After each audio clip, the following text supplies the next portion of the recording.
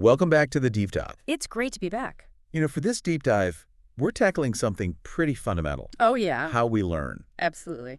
And you all shared a fascinating research paper with us. The nature and power of conceptualizations of learning. Yes, by Donaldson and Alan Handy. Donaldson and Alan Handy. And diving into this, it feels like we're kind of uncovering the hidden assumptions Yes. that shape education and our own learning journeys. Yeah, this paper's argument is that the way we think about learning, Right. these underlying conceptualizations, they have so much power in influencing what happens in classrooms, in our personal development, and even in our understanding of what knowledge itself is. Okay, so the core idea here is that our teaching and learning approaches, Right. they're not just random, they come from somewhere. Yeah. Deeper conceptualizations often built on metaphors. Exactly. So these metaphors are like invisible frameworks almost. Yeah. Shaping how we approach education. Precisely. And while those of us in the learning sciences often kind of see learning as this construction where learners are actively building, meaning the general public a lot of times operates from this transfer/acquisition view, where knowledge is seen as something that's like moved from one head to another. Yeah, so it's like almost a physical thing. Exactly. That you're moving. Yeah. Okay. And that difference is really key to how we think about learning and how we approach education. Right. And to explore all of this, the paper uses something called the iceberg framework for conceptualization analysis. Yes. Which sounds like a way to kind of dig below the surface of what we observe in learning. Think of it as peeling back the layers. Okay. The framework helps us look beyond just the surface level teaching methods or what we see happening to these deeper analogies and metaphors that we use to our fundamental worldviews even. Oh, wow. And the overall ways of thinking that really influence how we see learning. So it's like almost a whole web of interconnected ideas and belief. Right. It's a system. Yeah. Yeah, a system of understanding. Okay. And these ideas obviously didn't just appear out of nowhere. Of course not. The paper gives a historical perspective from the tabula rasa, that blank slate idea, through kind of industrial age concepts to how we think now. Yeah, and understanding that history of how these ideas about learning have evolved, I think can help us see why certain views are so ingrained in our thinking. Right. For example, that shift to the mind as machine metaphor during the Industrial Revolution is a big reason why we still emphasize efficiency and standardized testing in education today. Oh, interesting. So it's really a key insight, I think, into our current system. So with that in mind, I'm really interested to see how these different ways of thinking about learning, these different conceptualizations, affect something as crucial as a learner's own sense of agency and empowerment. Absolutely. It's where things get really interesting, where the abstract becomes much more concrete. Right. So why don't we start by taking a look at the bedrock of these conceptualizations? Okay.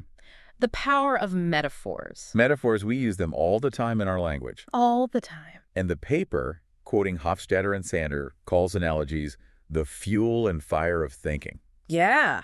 That's a strong statement. It is a very strong statement. And what they're getting at, I think, is that we build our understanding by making connections, by seeing that this is like that. Right. And when we encounter something new, our minds, they automatically kind of search for parallels with what we already know.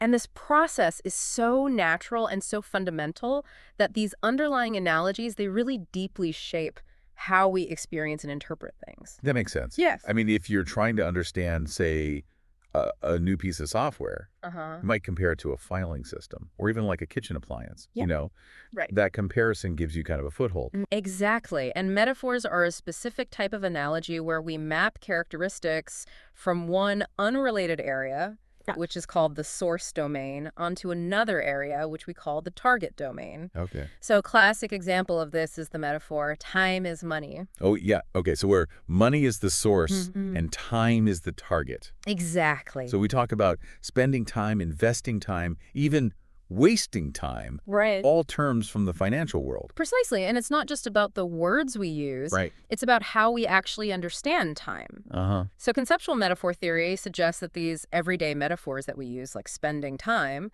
they actually point to deeper underlying conceptual metaphors. Oh, interesting. So these are kind of collections of related metaphors that reveal how we fundamentally structure our understanding of something abstract. Oh, wow. Okay. Like time. Okay, so these metaphors are not just kind of colorful language. Yeah. They're actually acting like lenses almost, Yeah. influencing how we see and interact with the world, right? It's not just a figure of speech. Right. It's actually shaping our reality. And That- that's a crucial takeaway. And when it comes to learning these metaphorical lenses, they have a really profound influence. Okay, so let's get into the two main conceptualizations of learning Yes. that the paper highlights. Let's do it. So first we have learning as transfer acquisition. Mm-hmm. This one sounds kind of like the traditional view of learning, knowledge as an object Yeah. moved into someone's head. I think that's the core idea. Okay. Knowledge is seen as these distinct pieces, facts, skills, information. Uh-huh. And these are things that are transferable from a teacher or a book into the learner's mind, ready to be applied or used later. Okay. So the paper actually notes that this view has historical roots in that tabula rasa idea. Right. The mind as a blank slate just waiting to be filled. And then the Industrial Revolution brought the mind as machine metaphor, probably further reinforcing this idea of knowledge as something you input and process. Yes, and that era also saw the rise of, education as industry, schools as factories, processing raw materials, which are students, Right. to meet certain output standards. Yeah. And we can still see this reflected today in our current focus on efficiency and standardized testing. Right. So some common metaphors for learning this way would be like knowledge as a product or a possession. Exactly. Right. The mind is a container Yep. that needs to be filled. Right. Learning is acquisition. It's the act of filling that container. Okay. And education itself is seen as transfer, transmission, or even a banking system Interesting. where teachers deposit knowledge or a factory producing graduates. And what's the underlying worldview here with this kind of conceptualization? Well, I think this view often aligns with a focus on individual learning, Okay. assessment of individual achievement, Right. and competition. Right. So the underlying belief tends to be that there's one objective reality out there. And learning is about absorbing kind of these truths about that reality that can be passed on from one person to another. That definitely echoes a lot of traditional educational practices. Right. With like standardized tests, measuring acquired knowledge lectures, transferring information and Yeah. curricula based on these very specific learning objectives, that students have to master. Right. So it's all very much in line with that. It is, and it's important to consider that this view can also foster a more passive, consumer-like approach to knowledge. Oh, how so? Well, because knowledge is seen as this thing to be acquired or consumed, Right. rather than something to be actively created or questioned. Uh-huh. It can also be seen as serving the needs of a corporate world that values easily measurable skills and kind of a standardized workforce. Okay, that's an interesting critique. Yeah. Okay, so let's move on to the second conceptualization then. Okay. Learning as construction becoming. This one sounds much more active. Yes, it is. So tell me about that. So in this view, learning isn't about passively receiving information. Right. It's about actively creating meaning. Okay. And this meaning is built by the learner individually through their own unique experiences and also collectively through interactions with others and their environment. The paper mentions Dewey, Piaget, Vygotsky, and Brunner. Yes, It seems like this idea has been around for a while. it has, absolutely. So these are not new concepts. These are not new concepts at all, but Yeah. they've really been foundational, I think, in shaping our understanding of learning. Yeah. So Dewey stressed the learner's active role and the importance of experience in learning. Uh-huh. Piaget really focused on understanding how individuals construct their own knowledge, Okay. while Vygotsky and Brunner highlighted those social and cultural aspects of learning Right. and saw learning as this process that's really deeply linked to interactions with others and the tools and resources that are available in a particular context. So what are some common metaphors that go with this construction/becoming view of learning? Well, in this view, knowledge is often described as something that's constructed or built. Right. It's a system of connections. Okay. And the mind is seen as a builder or a translator Yep. that's actively making sense of information. Right. And learning itself is construction, transformation, or creation. Okay. And education is often described as socialization, scaffolding, or a community of practice. And what about the underlying worldview here? Well, this view emphasizes collaborative learning, Okay. where knowledge is seen as something that's distributed across people and tools. Yep. The belief is that there are multiple valid realities. Right. And knowledge is something that's socially created and interpreted. Okay, so this view really fits with things like project-based learning collaboration and student-directed activities. Absolutely, because in those approaches, learners are actively involved in constructing their own knowledge and understanding. All right, so now that we've kind of laid out these two main conceptualizations, Yeah. how do they impact learner agency Okay. and empowerment? Well, the transfer acquisition model often places the primary control of learning with educators and institutions. Okay. So decisions about what to learn, how to learn, when to learn, they're often external to the student. Right. And this can sometimes lead to learners feeling like they're driven by external rewards or pressures rather than by their own internal curiosity or desire to learn. So it's almost like the learner is a passive recipient in this model. Exactly, and not an active agent in shaping their own knowledge and understanding. Right. And sometimes the goal even becomes to produce individuals who know what they need to know and can follow instructions really well. Interesting. Yeah. Okay, so in contrast to that then, how does construction becoming impact agency? Well, in this view, learners are seen as capable and entitled to make decisions about their own learning. Yeah. Their unique ways of knowing are respected and valued. And they're actively encouraged to create their own understanding Okay. and shape their learning experiences. So this really fosters intrinsic motivation. Yes, driven by curiosity, a love of learning, and a desire to make sense of the world around them. Okay. And the ultimate goal is often empowering these individuals to shape their own lives and contribute to society in meaningful ways. The paper states that conceptualizations of learning have political consequences, influencing who defines truth. Right?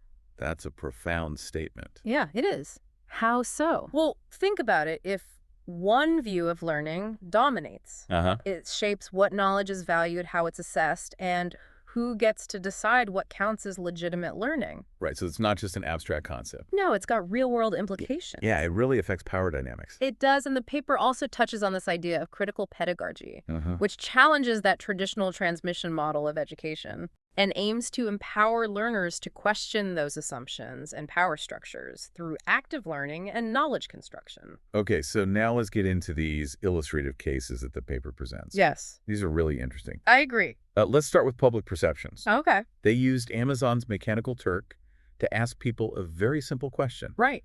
What is learning? Yeah. What did they find? What did they find? Well, the study found that transfer acquisition view of learning was the dominant view among U.S. adults. Oh, really? Most participants used metaphors that aligned with receiving and accumulating knowledge.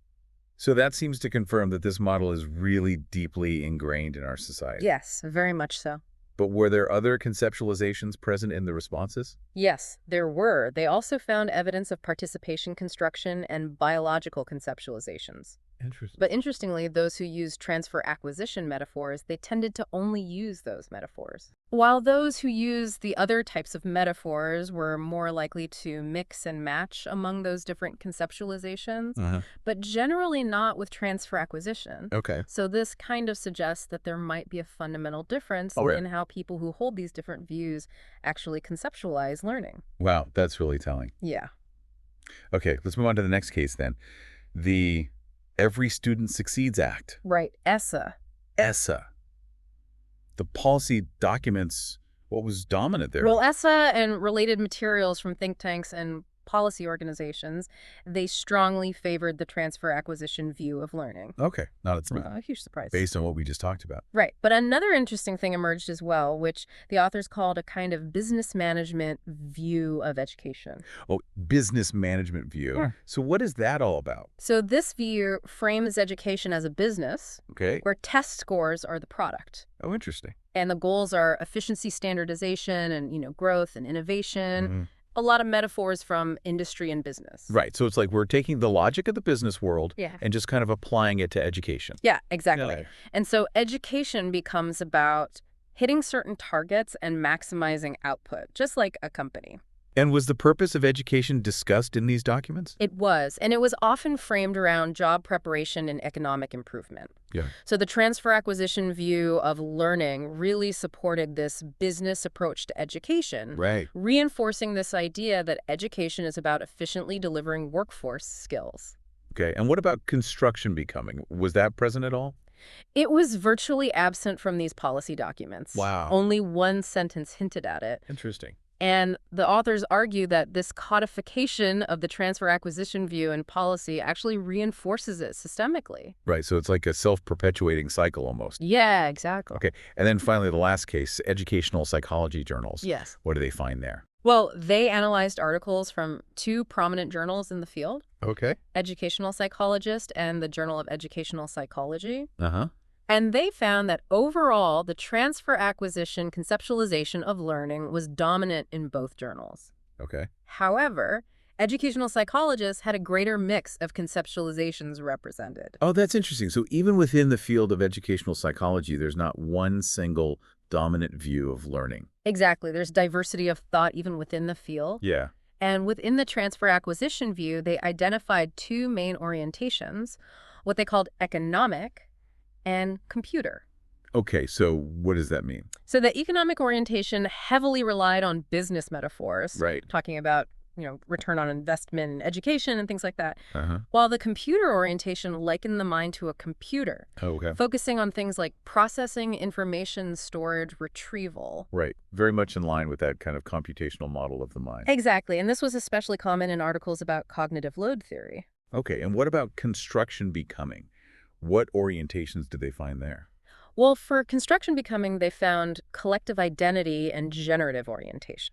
Okay, so break those down for me. Sure, so collective really focused on those social and cultural aspects of learning, how learning is situated within communities and relationships. Okay. The identity orientation framed learning as a process of personal transformation, Interesting. where learners are actively constructing their identities through their learning experiences. Okay. And then generative emphasized that active construction of knowledge, often through things like project-based learning, inquiry-based learning, Right. where learners are really creating new knowledge and understanding. It sounds like educational psychologists might have represented those more progressive orientations a bit more strongly. That's right. It did, and there was a really interesting finding, Okay. which was that there was a clear link between the conceptualization of learning that was present in the articles and the types of teaching practices that were endorsed. Oh, that makes sense. So, for example, the Journal of Educational Psychology, leaning more towards transfer acquisition, Yeah. favored more traditional practices like lectures and testing, Okay. while educational psychologists showed more support for things like collaboration, student-directed learning, Right. more constructivist approaches. So this suggests that researchers' own views on learning directly influence what they see as effective teaching. Absolutely. And I think this is a really crucial point because the dominance of that transfer acquisition view in these prominent journals might help explain why research based on construction becoming may not always be readily adopted in practice. Right. It's almost like you're speaking different languages. Exactly. If researchers and practitioners or policymakers even have these different underlying views of what learning is, Yeah. it's going to be much harder to communicate those findings effectively and get people on board with new ideas. Right. It's like they're almost operating from completely different paradigms. And that's going to create a lot of friction and make it hard to implement change. I agree. So the paper highlights this long history of calls for change in education Yeah. Right. that haven't really been fully realized. Right. And they're suggesting that maybe this deeply ingrained common sense view of learning as transfer acquisition Right. is a major reason for that resistance to change. It makes sense when you think about it, because if that's how we fundamentally see learning, it's going to be really hard to shift to these more progressive approaches. Right. Because you're basically saying we need to change our entire worldview Yeah, on what learning is, exactly. how it happens. Yeah. And they even go further and suggest that there might be a potential incommensurability. Incommensurability. Yes, between these two views. What does that mean? Meaning that true change in education might require a fundamental shift in how we define learning itself. Okay. Think of it like trying to compare apples and oranges, the fundamental nature of transfer versus construction. Might be so different that it's hard to reconcile them within the same framework. Oh, wow. So it's not just about tweaking the existing system. It's about rethinking the system from the ground up almost. Right. And this isn't just an academic debate either. Right. The paper really connects this to how these dominant views of learning can reinforce existing power structures in society. Okay. So our conceptualizations of learning, they actually shape what we value in education, what we deem appropriate actions and behaviors. Right. Someone who sees learning as this process of transferring facts is going to have a very different approach to education than someone who sees it as this collaborative process of meaning-making. And the authors do acknowledge some limitations of their framework. Yes, they do. Right. But they ultimately argue for its value in helping us understand these really complex systems of belief. Yeah, it's an analytical tool. All right. It's not perfect, but it does offer a really valuable perspective, I think, on these multifaceted beliefs that we have about learning. They also emphasize the need for more empirical research on this topic. Okay. And they suggest that explicitly stating the underlying views of learning and research could really improve communication and the adoption of findings. Well, that's a great point. Because if we're more transparent about our assumptions, it can lead to more productive conversations and collaborations. Okay, so let's recap here. The big takeaway then is that our understanding of learning is not neutral. It's not. Right. It's deeply shaped by these underlying conceptualizations. Yeah.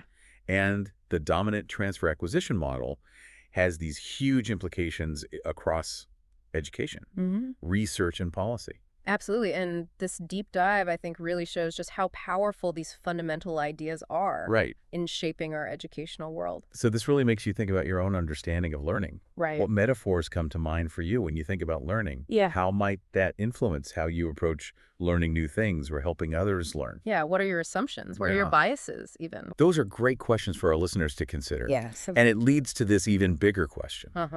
You know, if how we conceptualize learning fundamentally shapes our educational practices and even our societal values, what would it actually take for there to be a widespread shift towards a more empowering view of learning? Right. And what role could our individual awareness of these underlying frameworks actually play in fostering such a shift? Those are powerful questions. They really are. To consider. And we encourage all of you to continue exploring these ideas and thinking about their implications for your own learning journey and the broader educational landscape. Absolutely. So thank you all for joining us for this deep dive. It's been a pleasure.